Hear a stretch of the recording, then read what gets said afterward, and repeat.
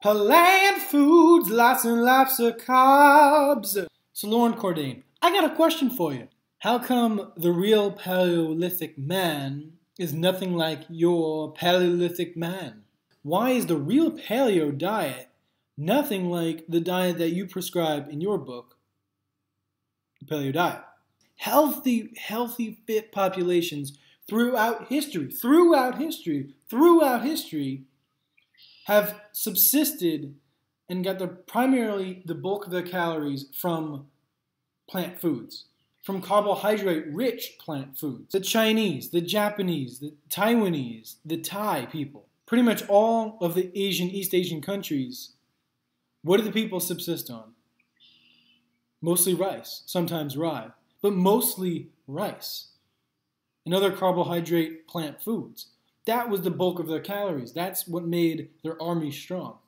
That's what made their people strong for centuries. So if we move to the other part of the globe, if we look at the Incas got the bulk of their calories from potatoes.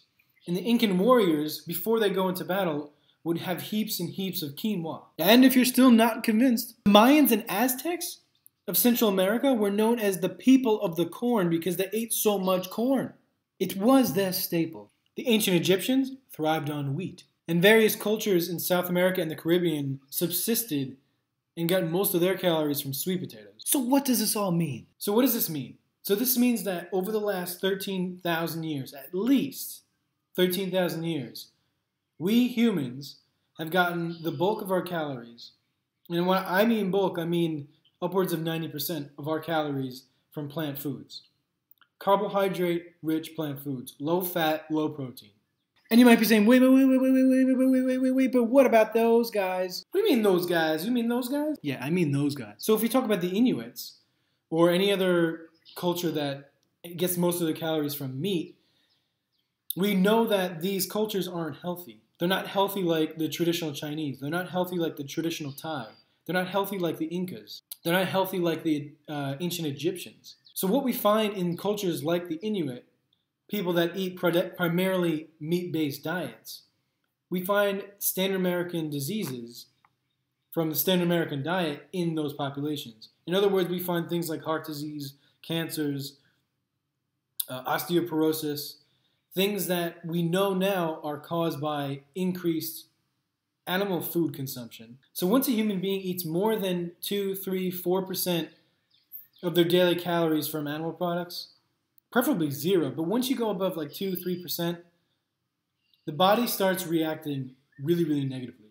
And you start to see these diseases that were not even known in rural China, in rural Japan, in rural Africa.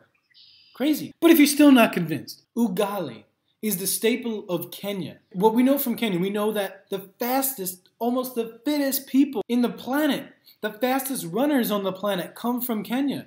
And what do they eat? Plant foods. Lots and lots of carbs for you, yeah. Exactly. Ugali, corn, that's their staple. Carbohydrate, rich carbohydrate, sugars, complex, simple sugars, fruit.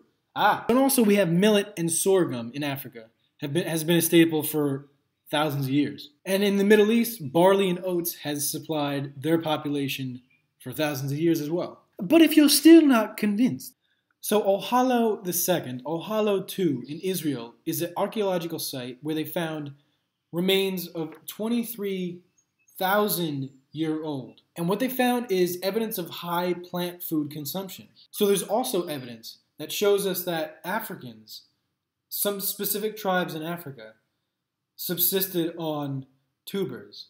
So primitive forms of things like yams, things like sweet potatoes. And if you're still not convinced, we have recent evidence that suggests that people living in what is modern-day Mozambique gotten their calories mostly from sorghum. 105,000 years ago. Yeah, but what about Neanderthal? There's been evidence for years now that show starch grains in between the teeth of Neanderthals. But if you're still not convinced, the armies of Alexander the Great and Genghis Khan, who conquered most, if not all, of the known Western world, the known world in the time, had armies that were nearly exclusively plant-based. Heavy on the starch, heavy on the fruits. So that means high carbohydrate, low protein, and low fat. It goes even further. Caesar's legions actually complained when they had too much meat in their diet.